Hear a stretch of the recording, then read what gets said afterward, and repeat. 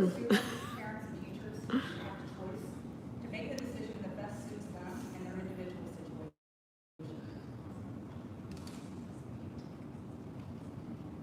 Adopting a parent choice policy is the only option that doesn't infringe on their religious and constitutional freedoms. You know, a wise man once told me, you need not attend every argument you invite to. I'm sure it wasn't his great, nonetheless, his intent is great. He's a teacher, coach, a mentor, and friend. That wise man is sitting among us today in a position to make a difference. I'm hoping he has the courage to stand up, stand with us, to ensure the right decision is made for our school district. Thank you. Thank you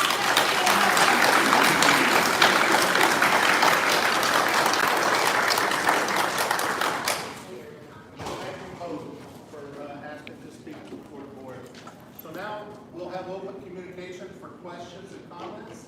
I'd like to, because this place is with a lot of people here, obviously, for the same thing, I'd like to limit this to 20 minutes and one comment per person that wants to speak. So we'll go by show of hands and we'll start now. Yes, sir. I'll start. I'll be really brief.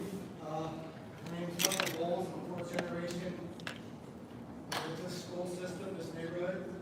I'm a single father. I have 3 young daughters, about to go in 2nd, 4th, and 6th grade. I love Southeast. I love my freedom. I'm not a big fan of my government right now, but there was a quote Benjamin Franklin made shortly after we established the original government here. As they did it, a person asked him, so what do we have here? What type of government? Benjamin Franklin said, a republic, man, if you can keep it. If you can keep it. It's our job to keep the people here. We just said a pledge. I pledge allegiance to the flag of the United States of America and to the republic for which it stands. The republic form of government is the rights of the individual. That's it. Thank you. Thank you.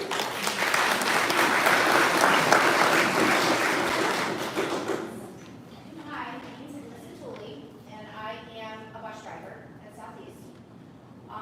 Last year, seeing these kids in the mask, I had so many problems. So many. It was, when it's 90 degrees outside, it's 115 in my bus. The kids, I was supposed to yell at them to keep their mask on. I'm not going to do that. They couldn't breathe. They were out of water by the time they were done with school. The water bottles were empty. They're getting on. I have no water. They're hot. We're sitting. I drive for biomed kids. I'm sitting up there. We got to sit 15 minutes before we can even take off. It was terrible. I mean, absolutely terrible. So it needs to be a parent's choice. And if you want your kid to wear a mask, that is perfectly understandable, and if not, no. Same with the staff, too. So, thank you.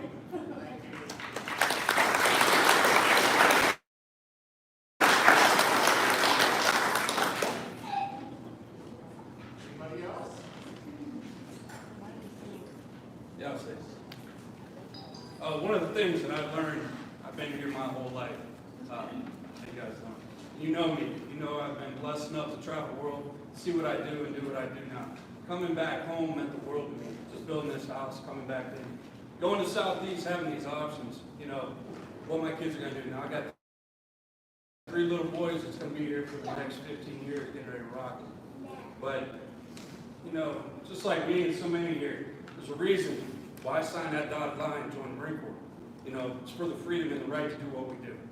And to take an option away and have my kids go through what they got to do, I understand guidelines and this, that, but you know what? When it comes to a kid trying to learn, that is a first timer, kindergarten, 1st grade, 2nd grade, they're going to be bothered with the mask. It's to me, it is misunderstood. It is wrong.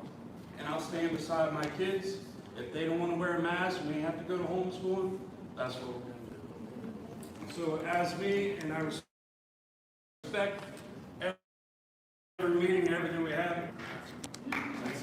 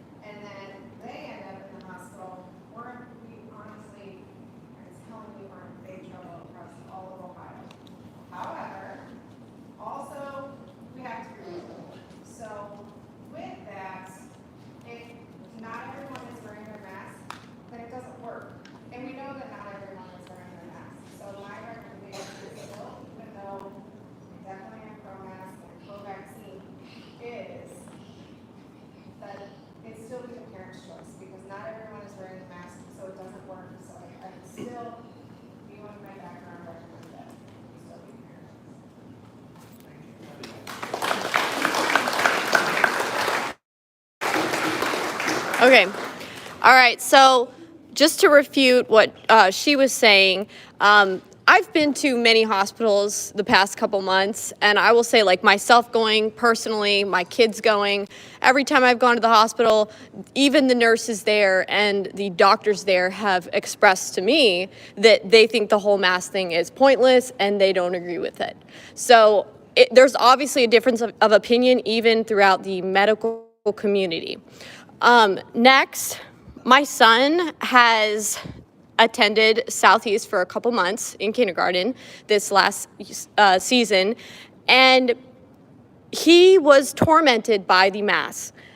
We were told when we put him in there that they were going to be opening up to a regular schedule and that they were going to be taking away the mask policy, but instead they kept and continued the mask policy. He was a kindergartner having to wear a mask and was telling me about how kids in his classroom were being punished and having their cards pulled for not wearing their mask right over their nose, and those cards being pulled was hurting their self-esteem, and it was making them have to sit out of recess time.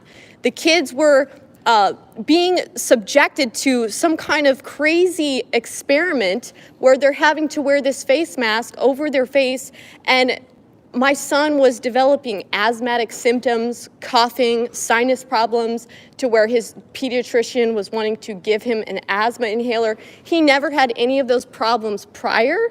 And after the masks were done and the school year ended, after a couple weeks, everything resumed and went back to normal. So I guess my question to the board is, have you guys done any type of medical research? Are you actually checking to see what physical health impact this is having on our children, forcing them to wear a mask for 7 to 8, maybe even 9 hours a day, nonstop? This is forcing them to breathe in their own air. He would complain to me about he hated the hot air, irritating his eyes from his mask, would blow up into his eyes. He would come home from school with red, itchy eyes. This is inhumane, okay? This is child abuse. We demand as parents that you stop forcing our kids to wear masks. Every adult that has wanted to get the vaccine has had ample time to get the vaccine. All of the teachers, the staff, administrative professionals, if they wanted the shot, they could have got it. And I bet you that most of you already have it. Let's stop masking children when the likelihood that they are going to be killed from COVID or have any type of symptoms at all is slim to none. Thank you.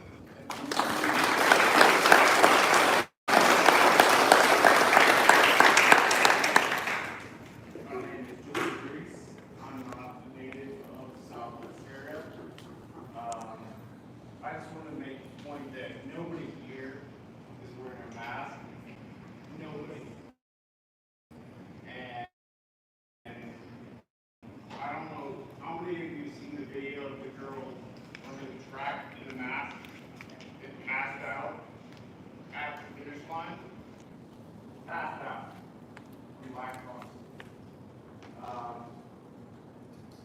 There's really nothing else to be said other than it's doing nothing positive at all. It's only hurting. And I think every single parent here is up to their eyeballs in frustration with having to send their kids to school to wear masks all day long. And like the bus driver said, busing with having kids wear masks is ludicrous. This is America, like the gentleman said before. We should not have to put up with this crap. It's utter garbage, and we all know it. Thanks. I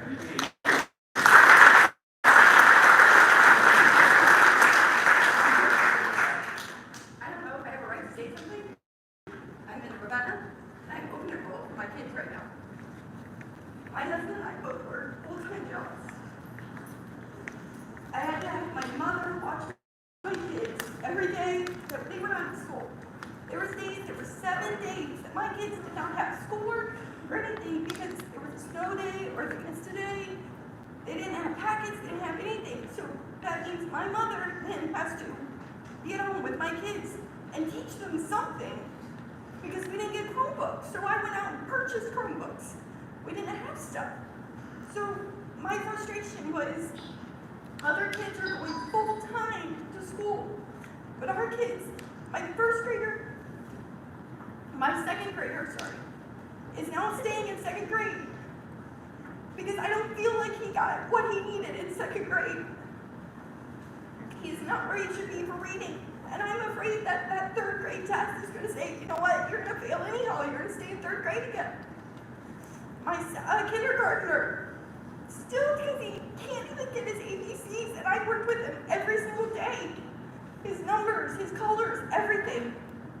And yet, because he was missing so much school, he did not learn very much. And I am a Southeast graduate, and I want my kids going here. I did not want them going to Ravenna. That is why I open enrolled for your school, and I love this school to death. I want my kids in the sports. I want them to be a proud Southeast Pirate. But I feel like we need to be able to be full-time. We need to be able to have the parent choice for the masks. That is my fight right now.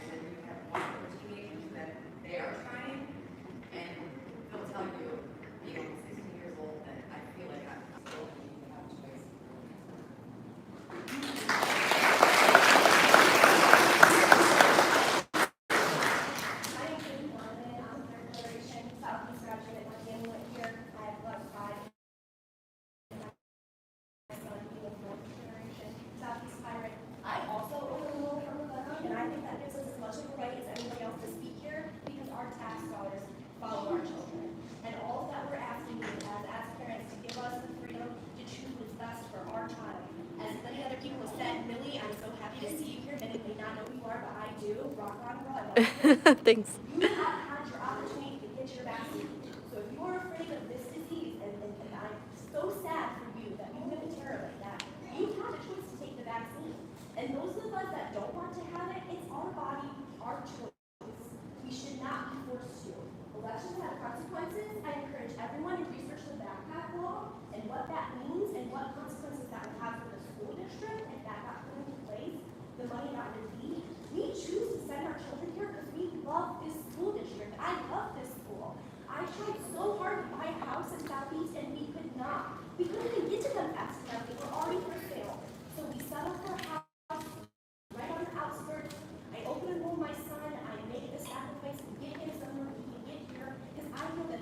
best place for them. And I don't want to disparage anyone for their choice on the opposite end.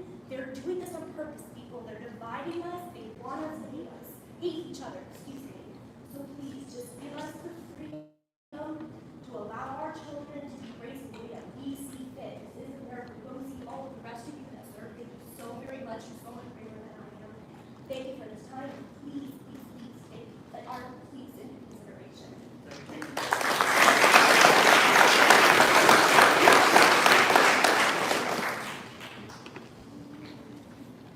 Got about two more, so, yes. My name is Tracy Ripley. I also attended school here. My husband went to school here. My children live here. I have a third grader and a child in this middle school. And last year was horrible for my kids.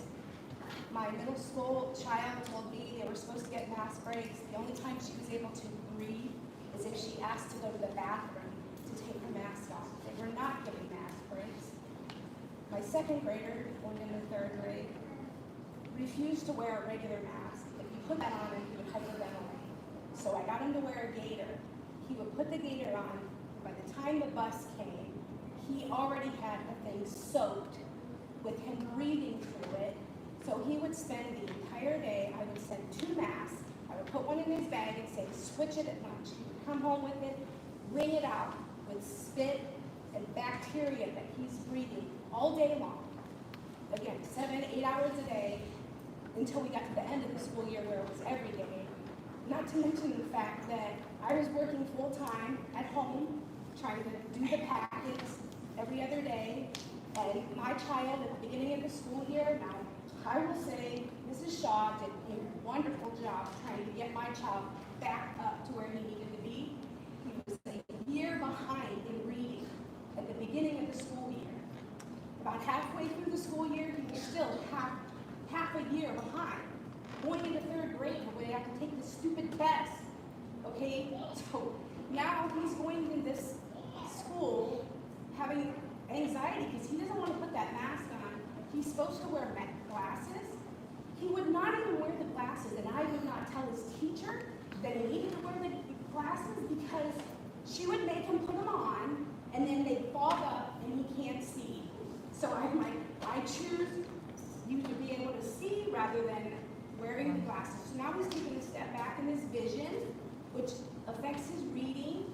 Like, this should be a choice. It should be my choice. It should be my husband's choice, not your choice.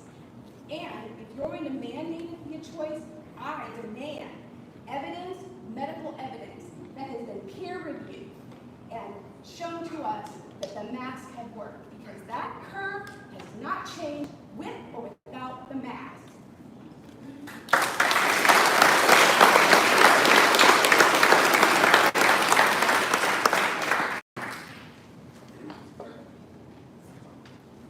Last one. All right, my name is Ryan. Anyways, we're all here for the match, so I'll stick to the match. In just that short time that the lady over here just talked, 4 of you guys touched it.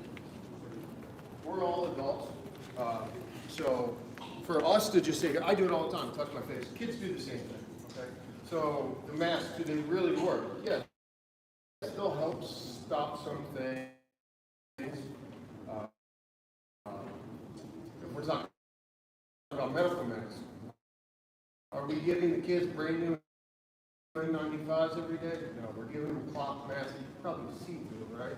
So they don't do the same things that medical masks do. Sitting here because someone did their best to raise us. So I think majority of people here are just asking for that option. If I want my child to wear a mask, I'll send her in a mask.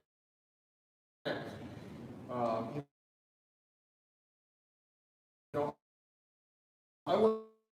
Okay. As far as taking the to wear a mask, that's great. By all means, send them. I understand. Maybe taking those extra. We appreciate the turnout.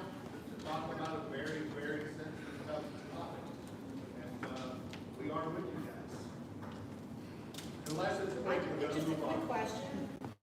Have a mask on in school or not? I've got 80+ kids out there right behind this building, all sweating.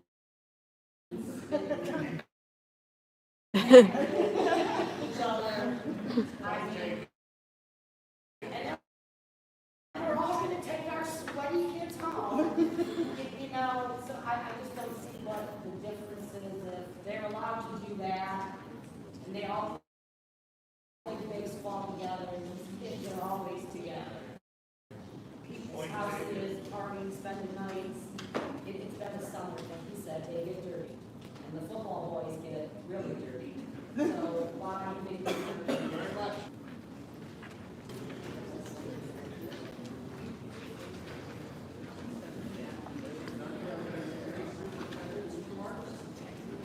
Sure. Thank you, everybody, for coming tonight. We do listen.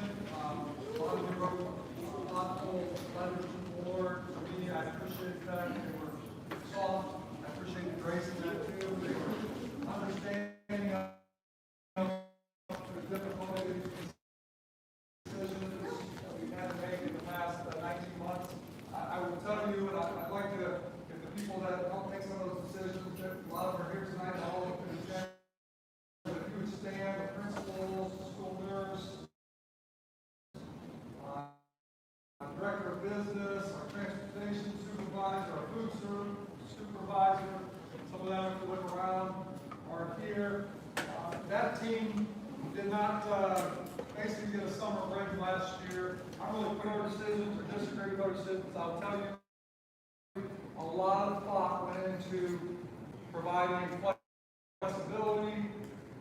Now, we went backwards here. Providing different plans based on where the outbreaks and how much the outbreaks per community, how big the community spread was.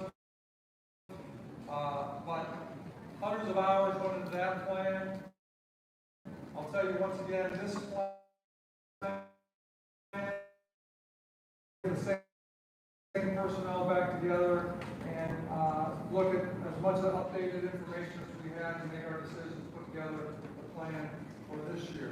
Here's what we're going to do. Goes on in I guess society. Here's our decision, but if first grade has a huge outbreak and 60% of the kids, we might have to do something with first grade. Tonight, you're really preaching to the choir up here. I think everybody up here, I can tell you, talking to all these board members over the last 6 months, have begged for as much normalcy as we can get, and as much normalcy as we can allow. So we all have that. We all understand what kids went through last year. I have a student that goes here as well. We know our decisions last year and going into this year were still safety first, mental health first, and education first. You know, it's 1A, 1B, 1C. That's how we made all the decisions, put together the plan last year, and once again this year. I just wanted to mention a little bit. I have an audience, and sometimes I tell an audience of 2 or 3 of the board doing these things. But we have added a behavior coach, we've added a social worker, we've added what are called smart labs in each school, which are to help our students that are having some mental health issues, having some anxiety issues, based on maybe they had it before COVID, maybe they have it because some anxiety issues, based on maybe they had it before COVID, maybe they have it because of COVID. We heard some of that tonight. I just want to let you know, we put a high priority in this district on mental health with our kids coming back. Not a lot of schools have as many counselors, and we added 2 more to that list as well, and kept the ones we had, and added labs as well. Open enrollment, thank you. You're right, the money does follow you. We have far more people that come in every year than leave. We're very proud of that. It's a winning ratio, depending on the year, but it's 118 to 125 coming in every year that choose to bring their kids to Southeast.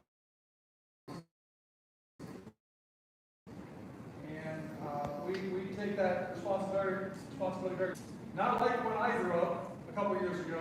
When I grew up, you went to the school where you lived. That was it. That was your choice. You don't like the teachers, you don't like the superintendent, you don't like the board, this is where you're going to school, son or daughter. That was your choice. Today, you have many choice competition. And we work really hard to win your business. And more importantly, to win your kids' business, because your kids have a great educational experience and a safe educational experience at Southeast. So people talked about loss this year. The government in Ohio and the federal government said we are concerned nationally and locally and statewide how much our kids lost this year, last year. That is a concern. You'll be hearing from us, all buildings will be having some close the gap strategies put into place. Most of them will start where if your child is been assessed and believe that they are behind where they should be, and too much lag and too much loss, they will be given opportunities. Once again, a lot of you talked about choice. That'll be your choice to put them on their butt at school to get caught up. There'll be opportunities throughout. Just what you know, as I said last week, society took a step back. We had a lag in our society.